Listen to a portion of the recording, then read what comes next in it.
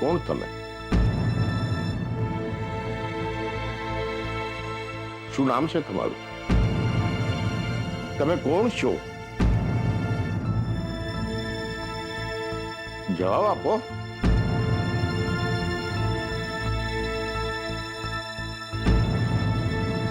તમે અહીંયા પહેલી વાર આવ્યા છો? પહેલા આવી ગયા છો? જય અંબે.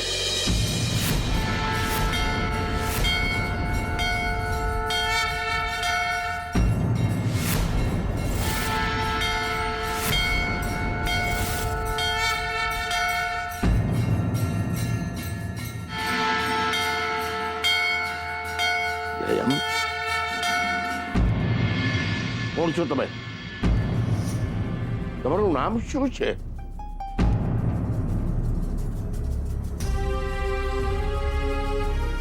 પૂજારીજી, એમને કઈ જ ખબર નથી, કઈ જ યાદ નથી, ના એમનું નામ ના એમનું સરનામું.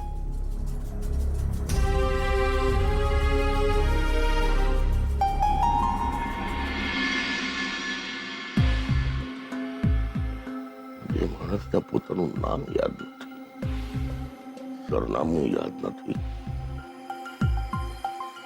માતાજીનું નામ કેમ યાદ આવ્યું?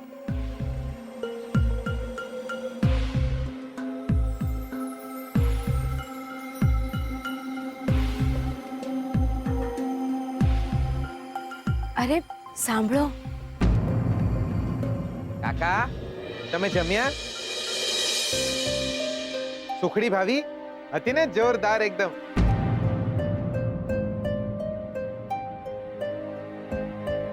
તમે બરાબર જમ્યા ને? બીજો પ્રસાદ આપું તમને? અરે અરે ઉભા રહો. આટલી રાત થઈ ગઈ છે, તમે એકલા ક્યાં જશો? તમે તો બહુ જ દૂર રહો છો અહીંયાથી. એક કામ કરો, તમે અમારી સાથે જ ચાલો, અમે તમને મૂકી જઈશું. ભલે?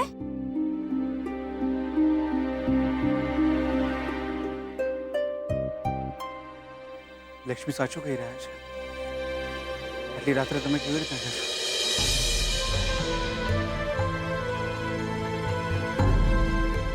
તમારે અમારી સાથે ના આવવું હોય તો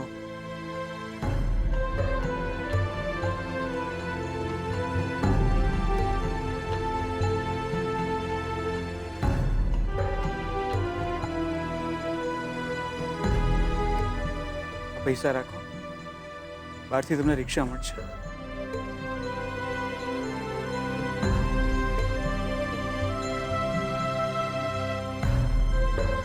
સાચવીને જશો.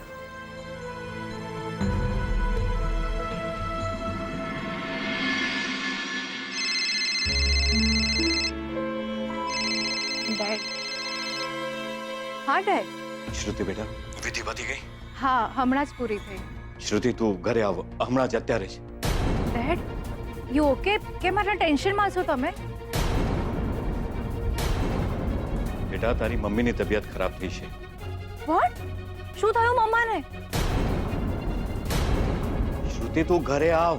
પણ ડેડ, મમ્માને શું થયું? એ ઠીક તો છે ને?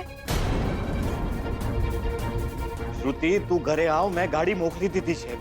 પણ ડેડ. શ્રુતિ કહ્યું ને મેં તને, તું ઘરે આવ. અને જો શોધનને સાથે લઈને નહીં આવતી. પણ ડેડ. ડેડ. શ્રુતિ મારી વાત સમજ તું. તું એકલી આવ. હું નથી ઈચ્છતો કે શોધન તારી સાથે અહીંયા આવ. એકલી જ આવજે. કહ્યું ને બેટા આવ. શું થયું? મમ્માની તબિયત અચાનક ખરાબ થઈ ગઈ છે. મારે અત્યારે જ ઘરે જવું પડશે. શું થયું અચાનક? કોઈ સિરિયસ વાત છે? શ્રુતિબેન, શું થયું તમારી બાને? ભાભી ચાલો ચાલો આપણે બધા જોડે જોડે જઈએ. ભાભી અમે બી આવીએ છીએ તમારી સાથે, તમે ચિંતા ના કરો. ચાલો. ના ના, મમ્માની તબિયત બગડી છે. તમે અહીંયા જ રહો. વિધિ વિધિ તો એમ પણ પતી ગઈ છે. જીગર, એક કામ કરીએ, હું ને શ્રુતિ કાર લઈને જઈએ છે, તું ને લક્ષ્મી કેબમાં આવતા રહેશે. હા, તું અમારી ચિંતા ના કર, તમે ભાગો દ્યો. શ્રુતિબેન, તમે સાચવીને જજો અને કંઈ પણ કામ હોય તો અમને તરત કહેજો, અમે દોડીને આવી જઈશું. હા. ચાલ શ્રુતિ. શ્રુતિબેનના બાને શું થયું હશે? બકા, હું તો કહું છું મંદિર હજુ ખુલ્લું છે. આપણે શોધન એના બાપાની જોડે જોડે શ્રુતિ ભાભીના બા માટે બી પ્રાર્થના કરી લઈએ. ભગવાન એમના આત્માને શાંતિ આલે. તમે શું બોલો છો? એટલે સાચું જ કહું છું દિયોર. જીવતી હોય કે મરી ગયેલી, આત્માને શાંતિ મળવી જોઈએ. શોધન, શું થયું?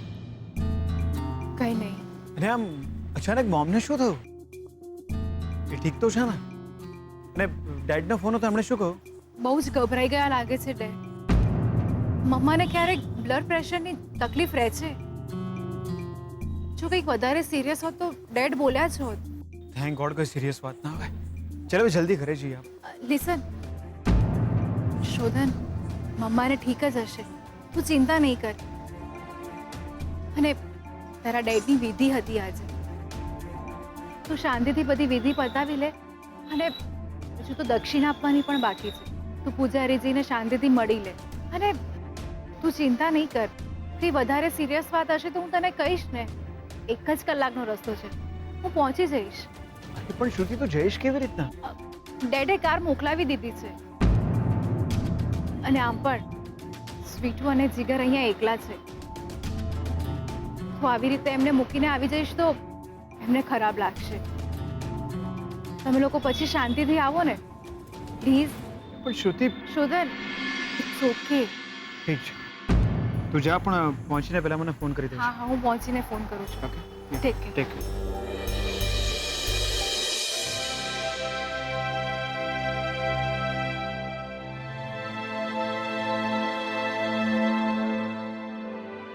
શું બાપા, મસ્તી કરવાનો ટાઈમ થઈ ગયો? નથી બાપા, આ ને મારી આગળ છૂટા નથી. એટલે સાવ આવું કરવાનું? એટલે તમે તો મારો કચરો કરી નાખ્યો. એટલે છૂટા નહીં માંગતો. આ બાપા, તમે અમને આશીર્વાદ આલ્યા, અમે તમને આશીર્વાદ આલી શકીએ એવું નહીં. એટલે આ અમારા તરફથી રાખી લો ને બાપા, રાખો. પ્રદ્યુમનની વિધિ માટે દક્ષિણા ના લેવાય. ના ના પૂજારી બાપા, આ દક્ષિણા નહીં. દેવરા મંદિરમાં કોઈ ગરીબ માણસ વિધિ કરાવવા આવ્યું હોય તો એના પ્રસાદ પાણીની વ્યવસ્થા કરી આલજો. કોઈને હવન તર્પણ કરાવવું હોય તો સગવડ કરી આલજો.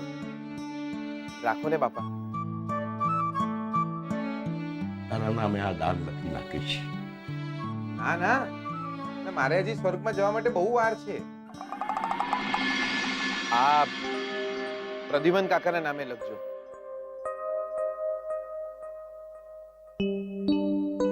અને હીરાબાન એમના નામે દાન કરજો. માતાજી તને સુખી રાખે બેટા. પણ કરતા નહીં ને. અને અરે હા દીકરા, બેટા આ માતાજીના આશીર્વાદ તારા ભાગના રહી ગયા હતા. ના ના કાકા, આ તો એમના માટે છે જેના લગ્ન થવાના હોય. પૂજારી કાકા, અમારા લગ્ન નહીં થવાના દિવસ.